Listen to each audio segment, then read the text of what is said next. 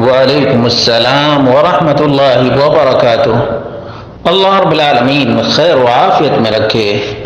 سوال نہایت ہی اہم ہے، وہ یہ ہے کہ ویسٹ بنگال میں کچھ غلو کرنے والے ہیں جو نبی اکرم صلی اللہ علیہ وسلم کو دونوں جہان کا بادشاہ قرار دیتے ہیں، اور آپ نے قرآن و سنت میں تو ایسی کوئی دلیل نہیں دیکھی۔ حقیقت تو یہ ہے کہ اس بدعقیدگی کے خلاف قرآن کریم میں بکثرت آیتیں ہیں۔ آپ نے بات کی اور اللہ تبارک و تعالیٰ کا ایک پیغام پہنچایا، لیکن اصل چیز یہ ہے کہ جب کسی سے بات چیت کرنے کے لیے جائیں تو آپ کے پاس قرآن و سنت کے دلائل سے مزین ہتھیار ہونا چاہیے، اس لیے کہ یہ نبی کریم صلی اللہ علیہ وسلم کو تو ایک بہانہ کے طور پر استعمال کرتے ہیں، ورنہ ننگے شاہ بھنگی شاہ بھی کائنات کے مالک ہیں، تمام غریبوں کے نوازنے والے غریب نواز معین الدین چشتی کو بنا دیا ہے۔ تو یہ صرف اتنی ہی تک محدود نہیں ہے، یہ صرف نبی کریم صلی اللہ علیہ وسلم کی بات نہیں، یہ ایرے غیر نتھو خیر سب کو کائنات کا بادشاہ داتا بناتے چلے جاتے ہیں، اور گنج بخش اور نہ جانے کیا کیا القاب داتا تک کہہ دیتے ہیں، داتا۔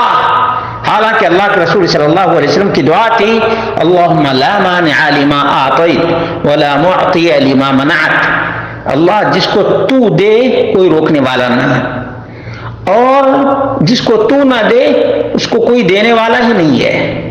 صحیح مسلم کی یہ حدیث ہے۔ بہرحال جو کہنا تھا وہ یہ کہ آپ یہ آیت دکھاتے ہیں قرآن کریم کی سورہ آل عمران آیت نمبر 128 ہے، لیس لک من الامر شیء او یتوب علیہم او یعذبہم فانہم ظالمون۔ اللہ کے رسول آپ کو کوئی اختیار نہیں، اللہ رب العالمین چاہے تو توبہ کو قبول کر لے یا اللہ رب العالمین عذاب دے، لیکن آپ کو کوئی اختیار نہیں۔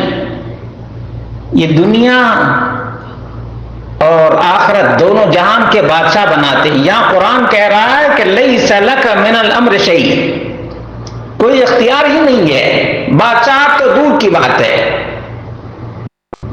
اور آئیے یہ قرآن و سنت کے دلائل، یہ ہتھیار ہے آپ کے پاس، یہ لے کر جائیے نا کہ تم اپنے عقیدے کی دلیل پیش کرو، لاجواب ہو جائے گا، لاجواب، چنڈال وہیں پہ ڈھیر۔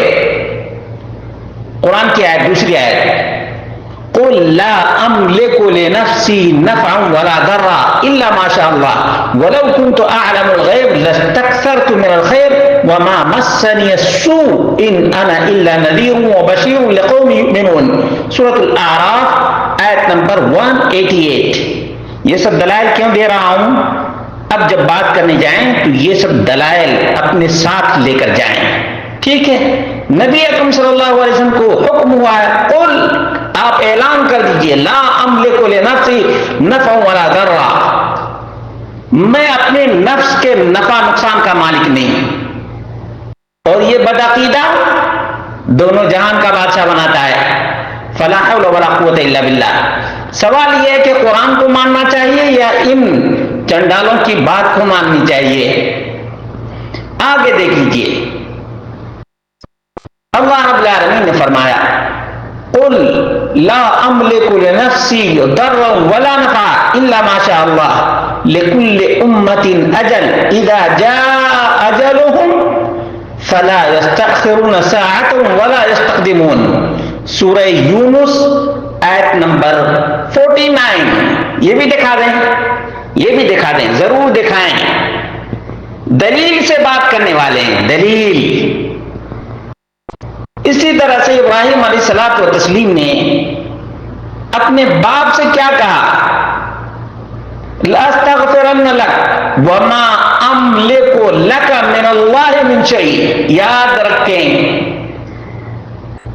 اللہ رب العالمین کے کسی بھی فیصلے کا اختیار میرے پاس نہیں. اللہ اللہ ہے. سورۃ الممتحنہ آیت نمبر 4 ہے.